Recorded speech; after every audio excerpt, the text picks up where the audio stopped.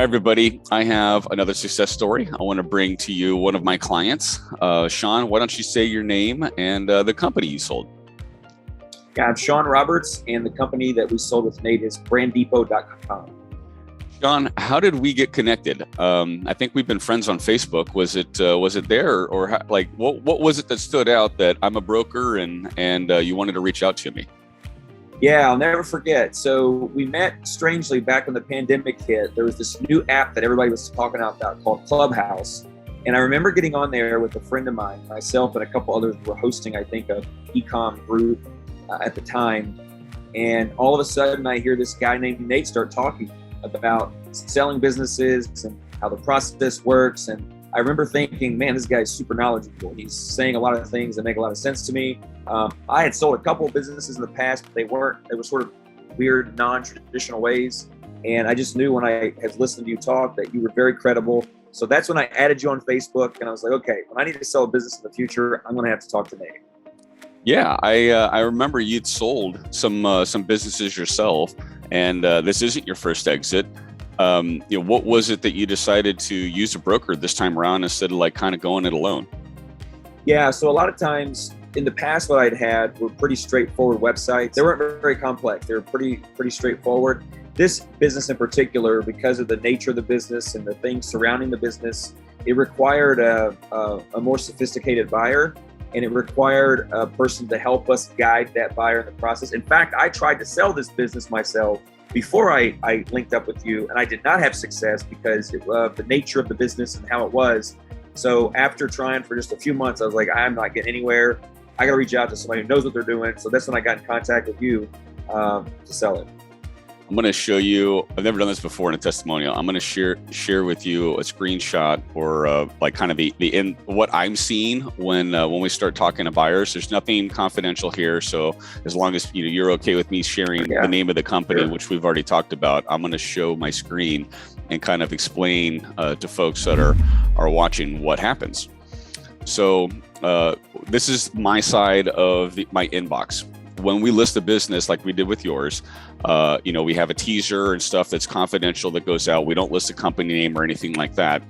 People see, basically there's kind of a headline, and I use this keyword to pull it up in my inbox real easily because 28% repeat order rate was a keyword that came up. But basically a business-to-business e-commerce business, a little repetitive there, offering customized stickers, hats, shirts, and more. So that's the headline that we use. And when a buyer is interested, they sign an NDA. Only then do they see the name of the business. And then we share the offering memorandum, the financials, and that sort of stuff.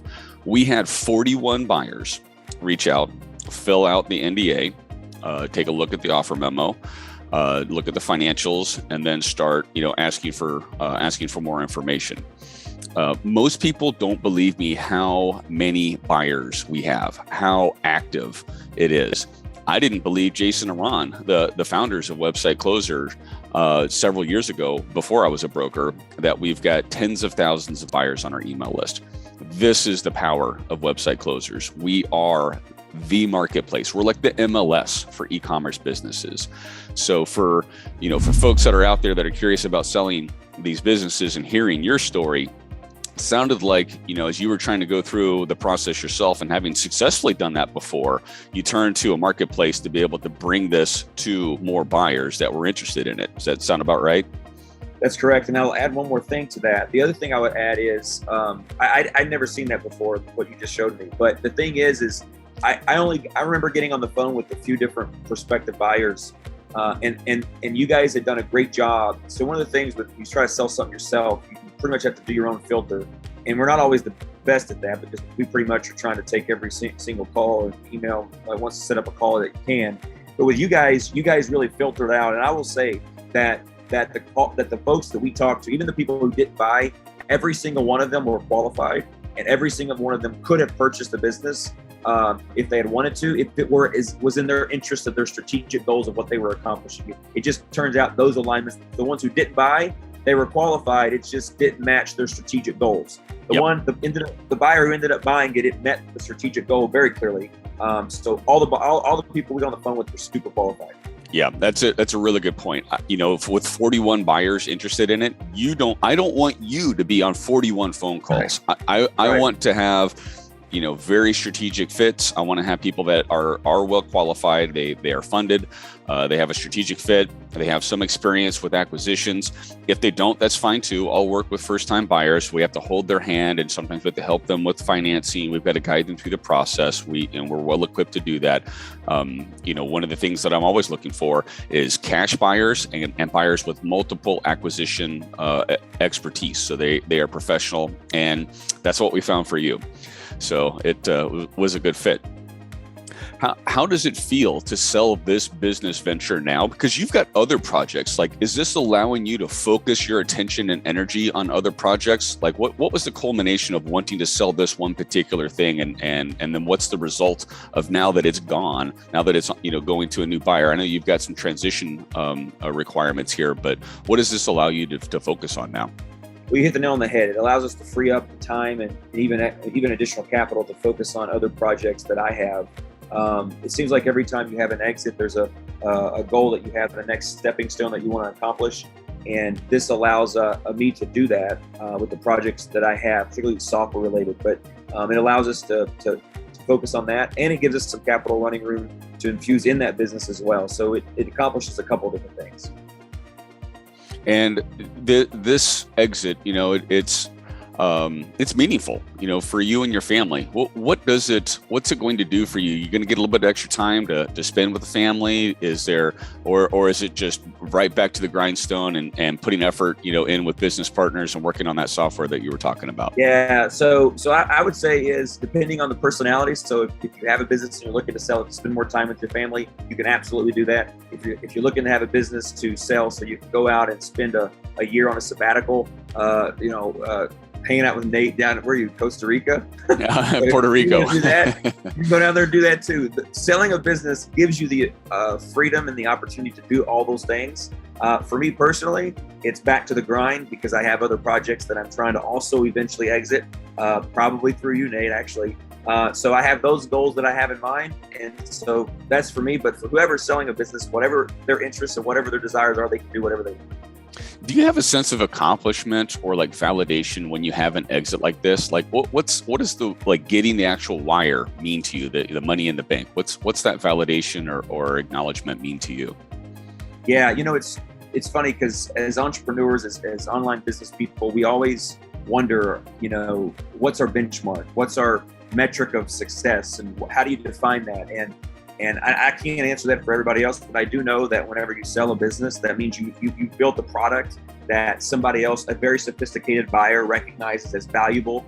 And when they send the wire, that's confirmation that that buyer believes in the product that you made, and it does mean a lot. I can't tell you what success means for everybody, but for me, it is just, it's very humbling and it's very amazing to be able to get a wire, meaning that, hey, we've got a product that somebody wants. So the business, like how long have you been running this business? Maybe you can share a little bit about like the backstory of it. Yeah, so this business, we started a couple years ago. It's actually, I guess, in terms of selling a business, it would be, I guess, considered, Nate, a relatively newer baby from what you probably traditional see. In fact, I know often you talk about, hey, the business needs to be in existence for 3+ years and all these different things. And in this situation, it was a little newer. But, the thing is that the buyer was the right buyer. And I guess our background and experience, and we were able to do things faster than maybe other people have because of what we've done in the past and what we've built. And so it was a little newer, but we started a couple years ago, and we grew it a little slowly at first. And then we found the right products for scale. And we were able to scale it up, it's done very well in a very short period of time. Yeah, I think typically I like to see 2 years of a track record. 3 years is great as well.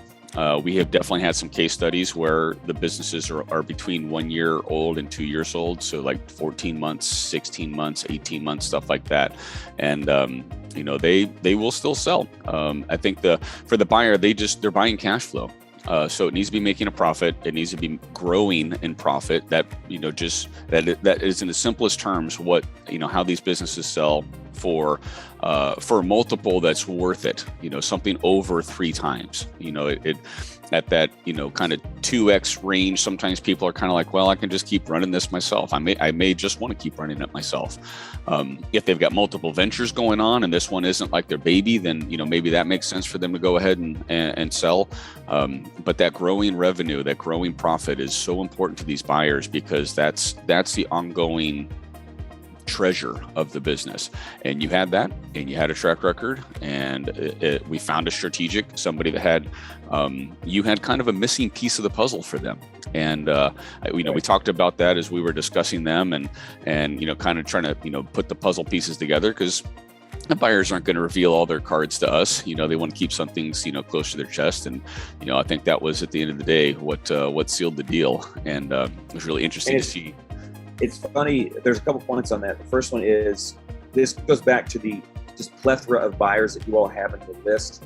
The fact that you had a buyer that fit our specific strategic buyer that would need to buy this business is absolutely stunningly amazing. And I know people that don't know the story don't understand that, but the fact that you had a buyer that fit the fact that you had the kind of buyer that you had for us, which was a perfect match, it reveals how many buyers you have, different walks of life. And there's really probably not, I can't imagine a business online, I can't imagine a business or a website that you guys could not sell based on just knowing the buyer you found for us. In that niche, that buyer had, they were professionally prepared. They had a document outlining the other strategic acquisitions. So when we saw it, we're like, wow, okay, this one's serious. They've got the experience. They've done, they're in the process of acquiring, similar, things that fit for them either vertically or horizontally with, with that entire kind of like sector, which is really, really interesting. I never really know what I'm going to get until I have a listing. Unless if I have multiple businesses that I'm listing in the same sector, I already know. And then in this case, this buyer has a strategic, mandate to go acquire others like this. So now I know, okay, well, I'm curious of other folks that are kind of involved in like screen printing or shipping or like related to merchandising, sort of products, hats, shirts, stickers, that sort of thing. Because he's a proven quantity now. He's done, I think you were probably 3rd or 4th transaction he's done with the firm. He's worked with another broker here at Website Closers a couple times. And then when I have these success stories, I go hunting again. I go looking, okay, and you've been a great referral source as well. You've referred several potential listings to me from your network. And, for anyone out there, like I have this on my buy side too. Some people that are thinking about buying also have ventures they are thinking about selling. And anyone that has, they go to a trade show and they bump into another entrepreneur who's selling something online, they hear about that, these businesses are selling. There's a lot of buyers. There's strategic buyers, there's financial buyers, they're of all types. It really is just an email away to get a referral on the commission as well, to get a referral compensation as well. But, for those that are watching that still don't really know, much about mergers and acquisitions and exits and brokering and marketplaces and that kind of stuff, what guidance would you share with them, Shawn? Maybe you can share some kudos to us. You've already done a great job, but any parting comments around working with me and Website Closers? I'd be grateful to hear anything you've got to share. Yeah, I would say that anyone looking to sell a website or sell a business online, that in order for that to be effective and to get the best bang for your buck, the best value for you, you're going to need to understand how the process works. You're going to need to understand what you're going to have prepared it together. It just so happens in this situation, I've done this a few times, I kind of knew what we needed to have together. But if you haven't ever done that, you're going to need somebody in your corner that's going to get the best value, the best multiple. And the only way that's going to happen is somebody who knows what to do. And I have not found a single company, I've not found anyone out there that knows what they're doing better than Nate. And so if you are thinking, and it doesn't matter if your business is only 1.5 years old, like he said, he can still take a look at it. He can still look at the numbers and figure out, okay, this is going to be a potential thing we could potentially sell, or you may want to hold off for a little bit. He's going to know what to do. So it doesn't matter what stage your business is in. If you're looking to sell it, number one, you need to get advice from somebody who's done this many times, like Nate. Number two, you're going to need to have somebody in your corner like Nate who's going to get the best value multiple for you. That's what I would say. Well, you have been very gracious. I thank you for being likable, just being genuine and being yourself, and for that to allow the entire transaction to conclude in a very harmonious way. Well, thanks, Nate. I appreciate it. It was a pleasure working with you guys too. It was wonderful.